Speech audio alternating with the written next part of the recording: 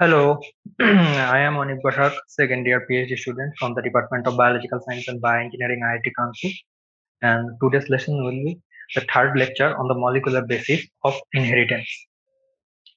So আগের দিন আমরা এই অবধি জেনেছিলাম যে ইউক্যারিওটিক কোষে শুধু এক রকমের আরএনএ পলিমারেজ থাকে না, তার বদলে অনেক রকমের আরএনএ পলিমারেজ থাকে, এবং এর মধ্যে আমরা কি দেখেছিলাম যে RNA polymerase RNA polymerase RNA polymerase যে ওয়ান থাকে সেটা কি করে না, সেটা আরএনএ সিনথেসিস করতে সাহায্য করে। আরএনএ সিনথেসিস করতে সাহায্য করে। আরএনএ পল টু কি করে, এটা এমআরএনএ তৈরি করতে সাহায্য করে। এমআরএনএ কি তৈরি করে, এমআরএনএ তৈরি করে পরবর্তীকালে প্রোটিন। এখানে মূলত বলে রাখা ভালো যে আরএনএ বা আহ, অন্য আরএনএ এরা কেউ প্রোটিন তৈরি করতে পারে না, শুধুমাত্র একমাত্র এমআরএনএ একমাত্র এমআরএনএ প্রোটিন তৈরি করতে সক্ষম। এমআরএনএ কে ছাড়া অন্যান্য যতগুলো আরএনএ আমরা জানি বা জানবো তার কেউই প্রোটিন তৈরি করতে পারে না। এবং আরএনএ পল থ্রি কি করে, আরএনএ পল থ্রি তৈরি করে টিআরএনএ তৈরি করে। তো এবার আমরা দেখব যে প্রত্যেকটি ভিন্ন ভিন্ন আলাদা আলাদা রকমের যে আরএনএ পাওয়া যায় তাদের মূলত কোনো একটি কোষে মলিকুলার বায়োলজি দিক থেকে কি রকমের কাজ থাকে, তাদের আণবিক কাজ কিরকম হয় এবং তাদের গঠন কিরকম, সেগুলো নিয়ে আমরা একটু ডিসকাস করব। তো প্রথমে আমরা কোথায় যাব, এক নাম্বার যেটা সেটা হচ্ছে এমআরএনএ। এমআরএনএ এর বৈশিষ্ট্য কি? এমআরএনএ এর বৈশিষ্ট্য হচ্ছে এরা যখন প্রথমে কোনো ডিএনএ থেকে সিনথেসিস হয়, এরা যখন কোনো ডিএনএ থেকে সিনথেসিস হয়, প্রথমে অবশ্যই মনে রাখতে হবে যে আরএনএ সবসময় কোনো একটি ডিএনএ থেকে সিনথেসাইজ হচ্ছে। কিসের মাধ্যমে হচ্ছে? আমরা কালকে যে প্রসেসটি পড়েছিলাম, ট্রান্সক্রিপশন। ট্রান্সক্রিপশনের মাধ্যমে কি তৈরি হচ্ছে? ডিএনএ থেকে আরএনএ। তো এই আরএনএ তে কি দেখা যায়? আরএনএ তে অনেক সময় দেখা যায় যে দু রকম এলাকা থাকে। এটা আরএনএ, আরএনএ জন্যই আমি কিন্তু শুধুমাত্র একটা 5' এবং 3' লিখেছি, নিচেরটা লিখিনি, এটা শুধু বোঝানোর সুবিধার জন্য করা হচ্ছে। হুম, গেল। তো এটা হচ্ছে নর্মাল এমআরএনএ এর চেহারা হয়। এর মধ্যে একটা মনে রাখতে হবে, এমআরএনএ এর পুরোটা প্রোটিন তৈরির জন্য ব্যবহৃত হয় না। প্রোটিন তৈরির জন্য ব্যবহৃত হয় না। যে অংশটা প্রোটিন সিনথেসাইজ করে, সাপোজ এখানে এটাকে আমরা এ, এটাকে আমরা এ ধরলাম, এটাকে আই, এবং এটাকে আমরা আই ধরবো। তো এখানে এ এবং আই এই দুটোর গুরুত্বটা কোথায় এবং এ এবং আই কেন বলা হচ্ছে? তো যাই হোক, যেটা আমরা প্রথমে বললাম, এমআরএনএ পুরো প্রোটিন তৈরির জন্য ব্যবহৃত হয় না, মানে পুরোটাই এমআরএনএ যতখানি অংশ তার পুরোটা ব্যবহৃত হয় না। যে অংশটুকু কোনো যে অংশটুকু যে অংশটুকু প্রোটিনের কোড বহন করে তাকে কি বলে? একজন। এবং যে অংশ প্রোটিন তৈরিতে ব্যবহৃত হয় না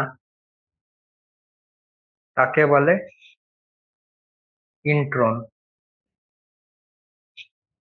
এর আগের দিন একটা কথা আমি তোমাদেরকে বলে রেখেছিলাম যে mRNA এবং HNRNA অর্থাৎ হেটেরোনিউক্লিয়াস আরএনএ। আমি বলেছিলাম যে আমরা নর্মালি বলে থাকি আরএনএ পলিমারেজ থেকে RNA polymerase to mRNA synthesise করে থাকে, কিন্তু যদি আমরা একটু ডিপ ডাউন দেখি তাহলে দেখবো আরএনএ পলিমারেজ টু সম্পূর্ণ রকম ভাবে mRNA তৈরি করে না, বরঞ্চ সেটা একটা এমন আহ কখনো সম্পূর্ণরূপে তৈরি করে না, বরঞ্চ তারা একটি এমন আরএনএ তৈরি করে যেটাকে এইচএনআরএনএ বলা হয়। সেটা অনেকটা এরকম থাকে যে এর কিছু অংশ এরকম থাকবে যেগুলো প্রোটিন তৈরিতে ব্যবহৃত হবে, এগুলোকে আমরা বলবো একজন।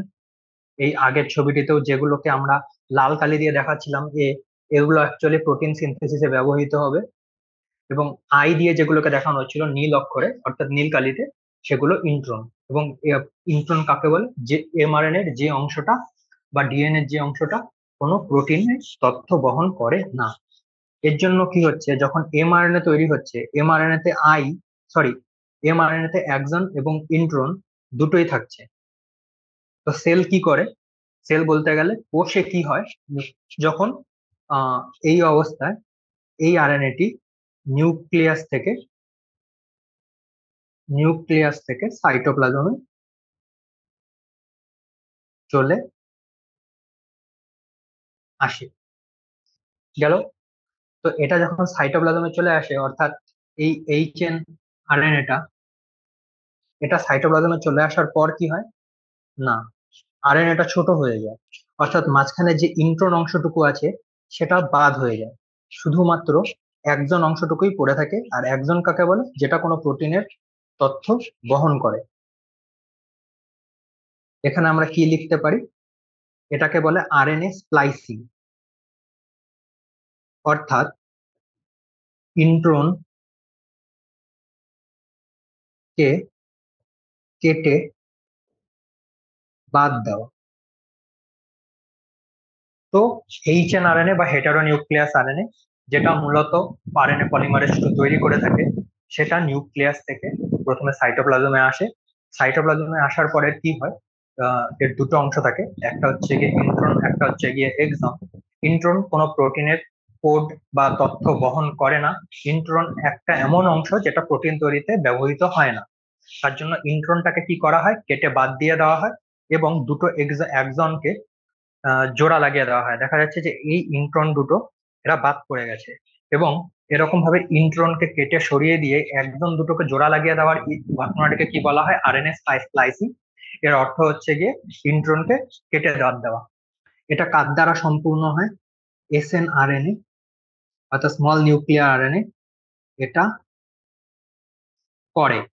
কার উপর করে? এইচএনআরএনএ এর উপর। এরপর কি কি হয়, এই আরএনএ আরো অনেকটা চেঞ্জ হয়। এর মধ্যে সব থেকে বড় চেঞ্জ হচ্ছে গিয়ে যে কোনো আরএনএর 5' প্রান্তে একটি এক্সট্রা গুয়ানিন ট্রাইফসফেট যুক্ত হয়, জিটিপি। একে বলে জি ক্যাপ, অর্থাৎ জিটিপি 5' প্রান্তে যুক্ত হয়ে আরএনএ কে এমআরএনএ কে রক্ষা করে। কিসের থেকে রক্ষা করে?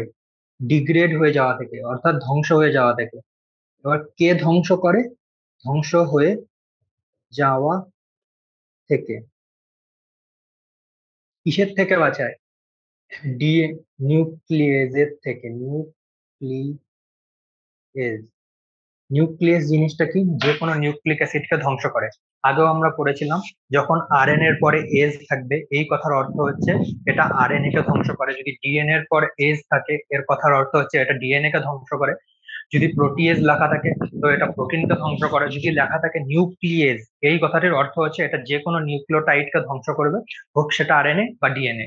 এবং আমাদের সেলে অর্থাৎ আমাদের কোষে এরকম প্রচুর এনজাইম থাকে যেগুলো আরএনএ বা ডিএনএ কে ধ্বংস করতে পারে। তা আরএনএ ন্যাচারালি নিউক্লিয়াসে থাকে এবং নিউক্লিয়াসে এটা অনেকটাই সুরক্ষিত থাকে, কিন্তু ওকে যখন সাইটোপ্লাজমে আসতে হয়, যখন এইচএনআরএনএ তৈরি হয়ে সেটা সাইটোপ্লাজমে আসে, এর মাথায় একটি জিটিপি ক্যাপ বসানো হয়, যেটা অ্যাকচুয়ালি একে রক্ষা করে ধ্বংস হয়ে যাওয়ার থেকে, জিটিপিএস থেকে ধ্বংস হয়ে যাওয়ার থেকে। এবং আহ, এই জি ক্যাপটা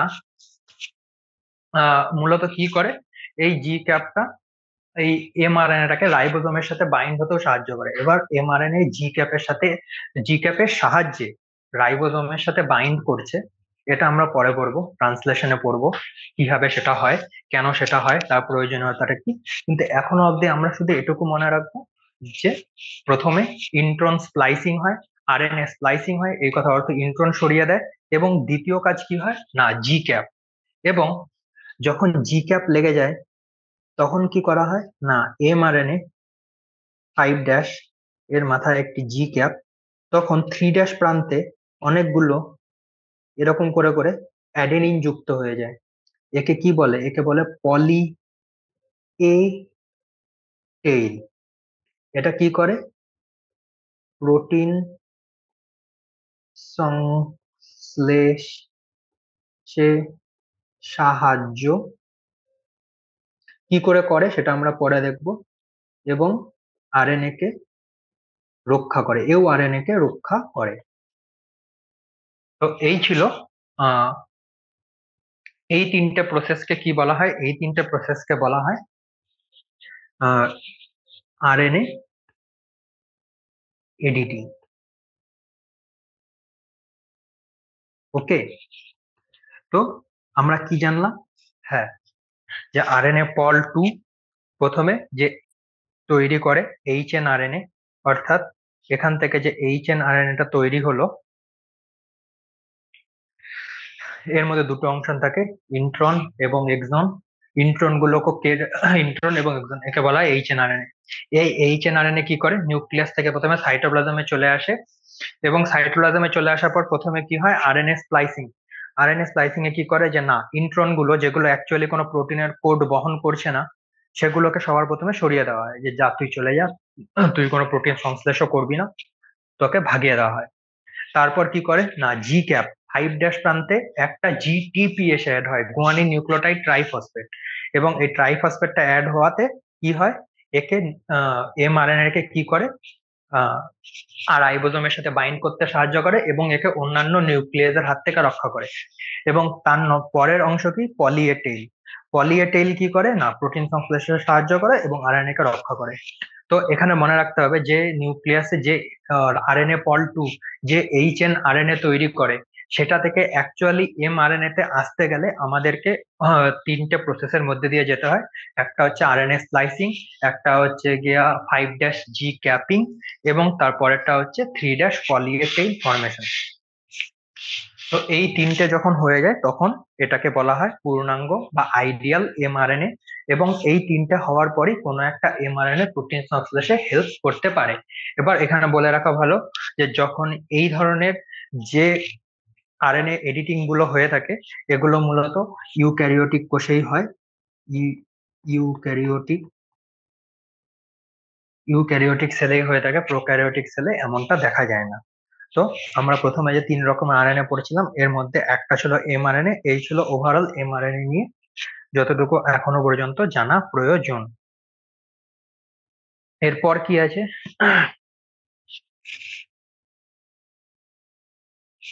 এরপর আছে আমাদের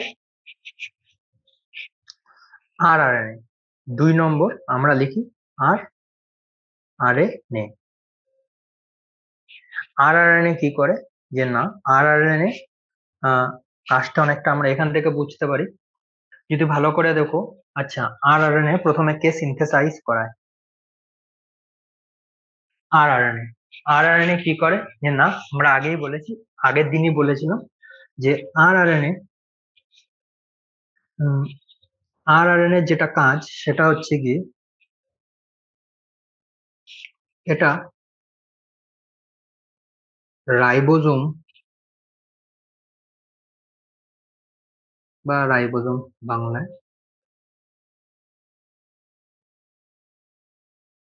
রাইবোজোম তৈরি করতে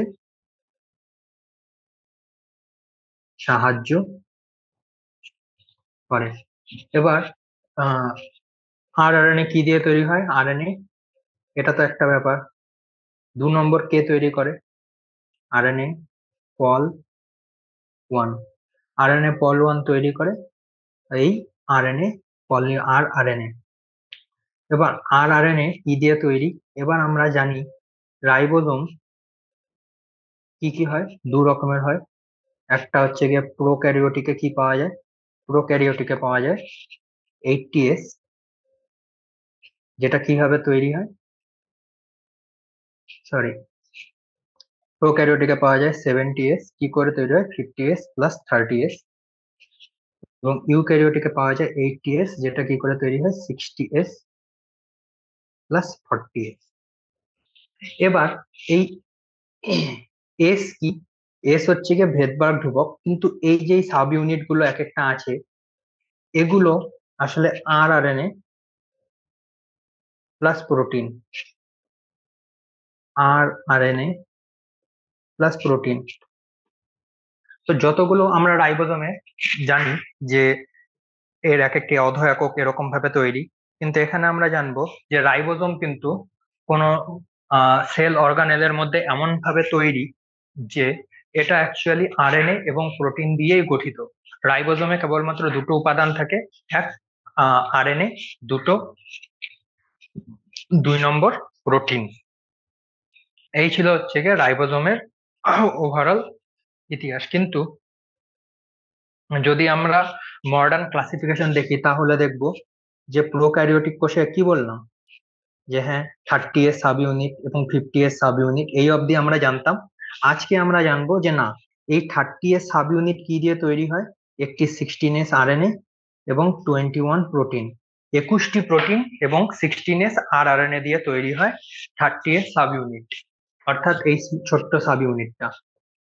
এবং 50S টা কি দিয়ে তৈরি হয়? যে না, 50S টাতে তিনটে জিনিস থাকে, 23S আর আরএনএ, 5S আর আরএনএ এবং 34 প্রোটিন। ইউক্যারিওটিক সেলে অনেকটা আলাদা, কিছুটা আলাদা, যেমন 16S টা এখানে 18S হয়ে গেছে, এবং 60S টা এখানে 23S টা 28S, 5S টা 5.8S, একটি আবার 5S, এবং 50টা প্রোটিন। এই ছিল ওভারঅল আর আরএনএ। আর আরএনএ সম্পর্কে অ্যাকচুয়ালি এখনো প্রচুর রিসার্চ হয়ে চলেছে এবং প্রতি মুহূর্তে আমরা নতুন নতুন তথ্য জানতে পারছি। কিন্তু এখনকার জানার মতো শুধু এটুকুই জানবে যে এই ডায়াগ্রামটা, অর্থাৎ যে প্রত্যেকটি ছোট ছোট সাব ইউনিট, যেটা এতদিন জানতাম যে 30S এবং 50S, এই 30S এবং 50S নিজেরা আবার কিরকম ভাবে তৈরি হয় সেটা আমরা এতদিন জানতাম না, আজকে আমরা জানলাম। 23S, 5S এরকম ভাবে আরো ধীরে ধীরে তৈরি হয়। এগুলো অনেকটা মনে রাখার জিনিস।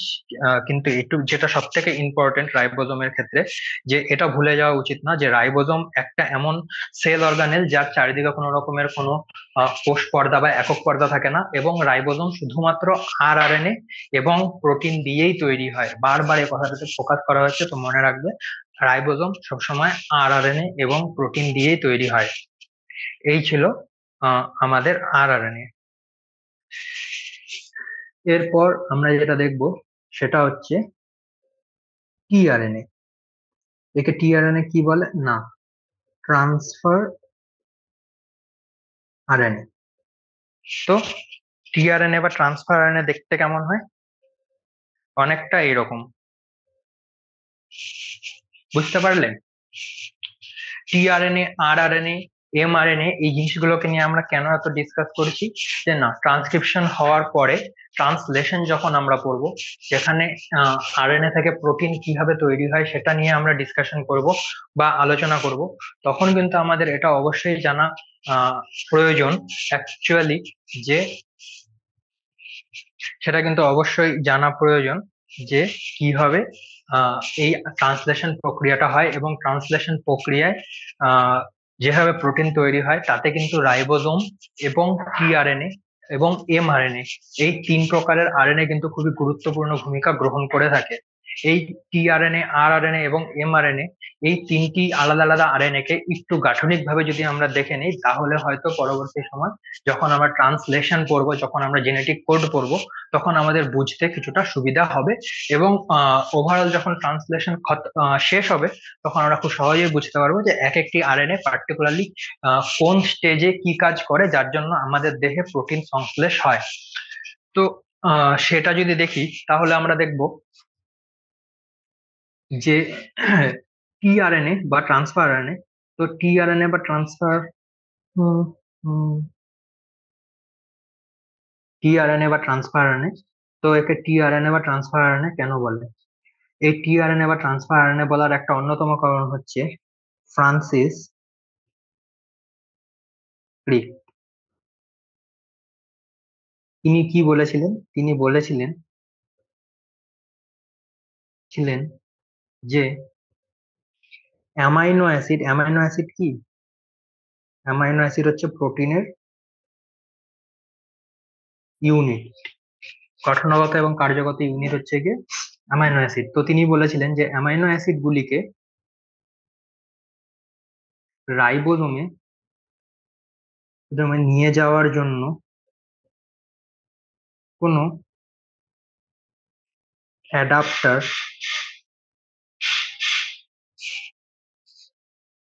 থাকে। তো তিনি তখন বলতে পারে, তিনি মানে ফ্রান্সিস ক্রিক এটা বলেছিলেন যে রাইবোজোমে যে প্রোটিন সিনথেসিস হয় সেটা আমরা পরে পড়বো, এখনকার মধ্যে জেনে নিই যে রাইবোজোমে প্রোটিন সিনথেসিস হয়। তো রাইবোজোমে যখন প্রোটিন সিনথেসিস হয়, এই যে অ্যামাইনো অ্যাসিড গুলো থাকে, এই অ্যামাইনো অ্যাসিড গুলোকে রাইবোজোমে তো নিয়ে যেতে হবে, তবে না ধীরে ধীরে ধীরে ধীরে ধীরে ধীরে প্রোটিন তৈরি হবে। তো এই রাইবোজোম গুলোকে অ্যামা সরি এই অ্যামাইনো অ্যাসিড গুলোকে রাইবোজোমে নিয়ে যাওয়ার জন্য একটা কোনো মিডিয়েটর বা অ্যাডাপ্টারের প্রয়োজন। তো ফ্রান্সিস ক্রিক বলেছিলেন যে প্রত্যেকটি কোষে অবশ্যই কিছু একটা জিনিস থাকবে যেটা অ্যামাইনো অ্যাসিড গুলোকে বহন করে নিয়ে রাইবোজোমে নিয়ে যায়। তো পরবর্তীকালে জানা যায় যে আহ, যে জিনিসটা এই অ্যামাইনো অ্যাসিড গুলোকে আর এর রাইবোজোমে নিয়ে যাচ্ছে, সেগুলো হচ্ছে এক রকমের আরএনএ। এবং রাইবোজোম গুলোকে অ্যামাইনো অ্যাসিড গুলোকে ফ্রি কন্ডিশনে রাইবোজোমে ট্রান্সফার করে বলেই একে টিআরএনএ বলা হয়। তো ফ্রান্সিস ক্রিক অনেকদিন আগে হাইপোথিসিস করেছিলেন যে হ্যাঁ, অ্যামাইনো অ্যাসিড গুলোকে কোনো একটা কিছু নিয়ে যায়, তারপর রাইবোজোমে সেটা থেকে প্রোটিন সিনথেসিস হয়।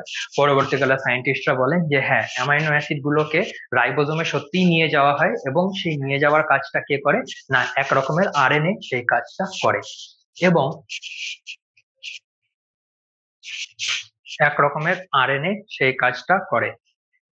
এবং পরবর্তীকালে দেখা যায় যে এই আরএনএ গুলো স্ট্রাকচার যখন আবিষ্কার হয়, তখন এগুলোকে টিআরএনএ বা ট্রান্সফার আরএনএ বলা হয়।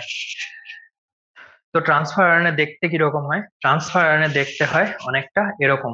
এবং এই স্ট্রাকচারটাকে কি বলে কেউ জানো না হয়তো? এটাকে বলে যে ক্লোভাল লিফ মডেল। ওকে, তো এটাকে বলা হয় ক্লোভাল লিফ মডেল।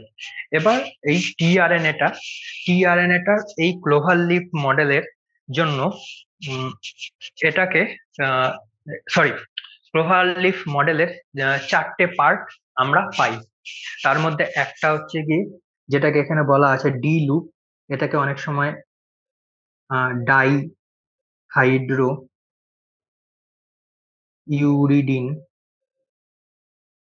আর্ম বা ডি বাহু, যদি কেউ মনে বলে এই ডি শব্দটির উৎপত্তি কোথা থেকে, এই কথাটির উৎপত্তি হচ্ছে ডি ডাই হাইড্রো ইউরিডিন এই শব্দটির থেকে। এবং এটাকে কেন ডি বলা হয়, কারণ এই যে লুপটা দেখা যাচ্ছে, মনে রাখতে হবে এটা কিন্তু একটাই আরএনএ, এটা ডাবল হেলিকা। এটা এরকম হাইড্রোজেন বন্ড তৈরি করছে, কারণ এরা একে অপরের কাছাকাছি আছে, তাই হাইড্রোজেন বন্ড তৈরি করতে সাহায্য হচ্ছে। এটা কিন্তু আসলে একটাই তন্তু। যেমন এই 5' থেকে শুরু হয়ে এই অবধি গিয়ে এরকম এরকম বেঁকে চুড়ে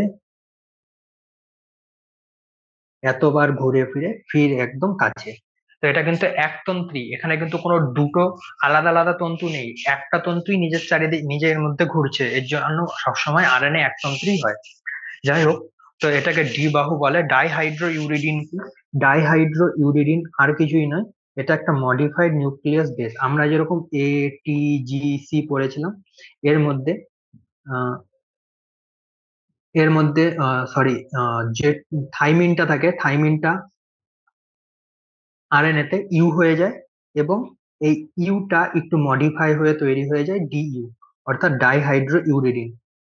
তো যদি বলা হয় যে এটাকে ডিলুপ কেন বলে, বলতে হবে যে এটাকে ডিলুপ এর জন্য বলে কারণ এখানে ডাইহাইড্রো ইউরিডিন পাওয়া যায়। এই ডাইহাইড্রো ইউরিডিনটা কি না, ইউরিডিনটা একটু মডিফাইড হয়ে অ্যাকচুয়ালি এখানে থাকে। তো এটা অতটা ইম্পর্টেন্ট নয়, আমরা যেটা ইম্পর্টেন্ট সেটা হচ্ছে গিয়ে ডি লুপের কাজটা কি। ডি লুপের কাজটা কি? ডি লুপের কাজটা হচ্ছে টিআরএনএ কে এনজাইমের সাথে, এনজাইম লিখবো না, টিআরএনএ কে উৎসেচক। কোন উৎসেচক? Amino acyl transferase. T tRNA কে একটা উৎসেচক, যে উৎসেচকের নাম হচ্ছে অ্যামিনো অ্যাসিড ট্রান্সফারেজ। তোমাদের যদি এখানে একটু বোঝার অসুবিধা হচ্ছে তাহলে আমি বলবো যে অতটা কোনো সমস্যা নেই। এই উৎসেচক গুলোর নাম আমরা পরে আরো অনেকবার করে পড়বো, এবং এই উৎসেচক গুলো অ্যাকচুয়ালি কি করে ট্রান্সলেশনে আমরা সমস্তটুকুই দেখবো। তো আজকের ক্লাস আমি শুধু এটুকুই বলবো যে একটু হোল্ড করো, কিন্তু যেদিন আমরা ট্রান্সলেশন করব সেদিন প্রায় সমস্তটাই ধীরে ধীরে ক্লিয়ার হয়ে যাবে যে সমস্যাটা কোথায় এবং কেন এগুলোকে নিয়ে আমরা এত ডিসকাস করেছি। তো এটা বলছে টিআরএনএ কে উৎসেচক অ্যামাইনো অ্যাসিড ট্রান্সফারেজ এর সাথে যুক্ত করে। এটা হচ্ছে গিয়ে ডি ডিআরএম এর কাজ, যে টিআরএনএ কে কোনো একটি উৎসেচকের সাথে তৈরি করতে সাহায্য করে। এরপর কি আসবে? এরপর আসে হচ্ছে গিয়ে টি লুপ। টি লুপ কেন বলে? এর অ্যাকচুয়াল নাম হচ্ছে টি সাই সি লুপ। এবার আমরা কি জানতাম, এবার একটা আমরা ব্যতিক্রম করব। ব্যতিক্রম কি? টিআরএনএ তে টি লুপে থাইমিন উপস্থিত। এই কথাটির অর্থ হলো যে আমরা এতদিন ধরে যে পড়ছিলাম যে আরএনএ তে থাইমিন থাকে না, আরএনএ তে থায়ামিন থাকে না, কিন্তু এখানে কিন্তু মনে রাখতে হবে যে যখন টিআরএনএ তৈরি হয়, সেটা হওয়ার পর যেমন আমরা এমআরএনএ তে অনেক রকমের এডিটিং দেখছিলাম, টিআরএনএ তেও টুকটাক এরকম এডিটিং হয়, সেটা এখনো অনেকটাই আহ দুর্বোধ্য, কিন্তু সেটা এখনো অনেকটাই দুর্বোধ্য, কিন্তু তবুও যেটা মনে রাখতে হবে যে টি সাই সি এই লুপে থায়ামিন থাকে। আরএনএ তে ন্যাচারালি থাইমিন থাকে না, তার বদলে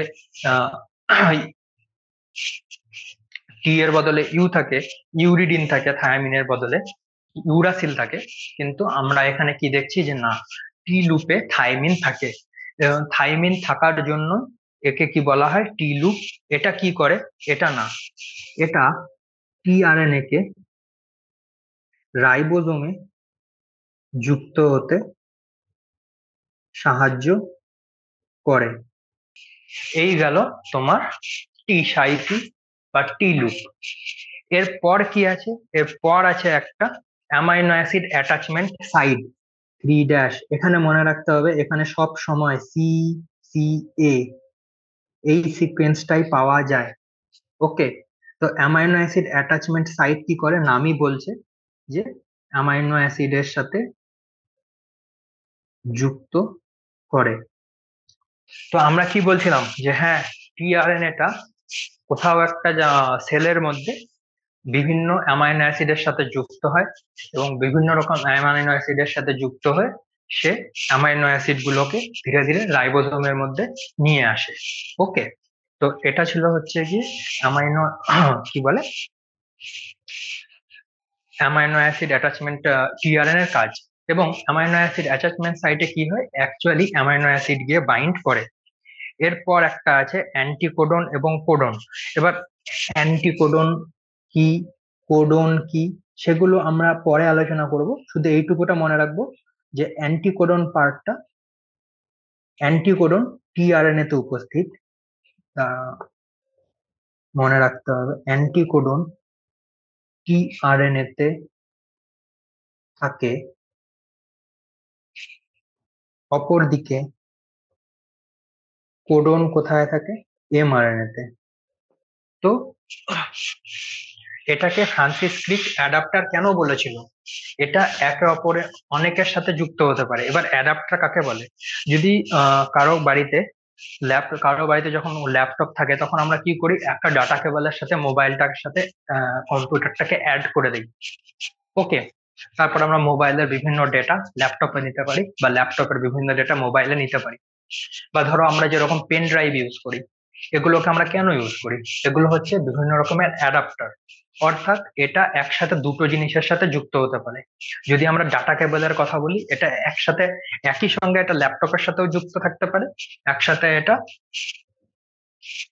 মোবাইলের সাথেও যুক্ত থাকতে পারে। তার টিআরএনএ, যেটাকে ফ্রান্সিস ক্রিক অ্যাডাপ্টার বলেছিল, এটাকে কেন অ্যাডাপ্টার বলা হয়? কারণ এটা একসাথে চারটে জিনিসের সাথে যুক্ত থাকতে পারে। তার মধ্যে একটা হচ্ছে D loop, the dihydro uridine loop, যেটাকে আমরা ডি বাহু বলি।